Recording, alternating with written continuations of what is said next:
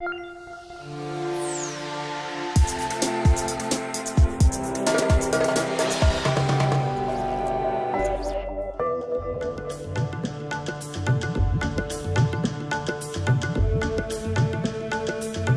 always say man makes his marks in life. Man builds and leaves his mark in the landscape. Architect Kashif Chowdhury is the designer of the Friendship Centre in Bangladesh. Friendship is a non-governmental organization who work with some of the poorest of poor in this part of the world. They wanted a kind of a training meeting center for their various projects in healthcare, education. So we did this project for them. Kashif Chowdhury drew his inspiration from the Buddhist monastery of Mahastan.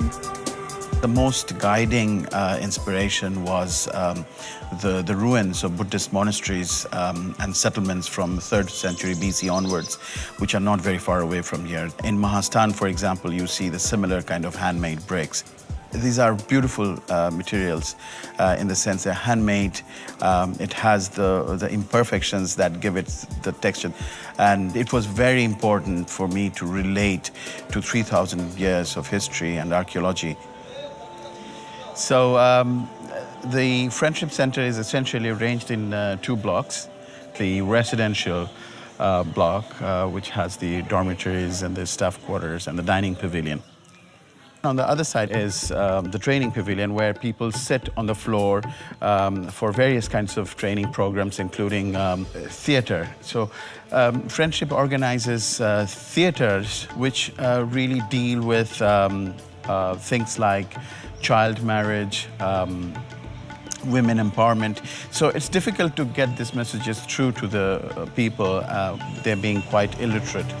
During the rainy season that lasts for 6 months, temperatures can vary between 25 to 35 degrees Celsius. So one of the ideas was to have broken forms and pavilions, open spaces, because then we could have the natural ventilation. And in addition, we have the green roof on the top, which is really helping as a thermal mass, reducing the solar heat. The result is that we can avoid the use of air conditioning by using cross ventilation. It's a good time to come back to that point where we look at architecture not just as art, but really as responding to the context or to the people for whom we built.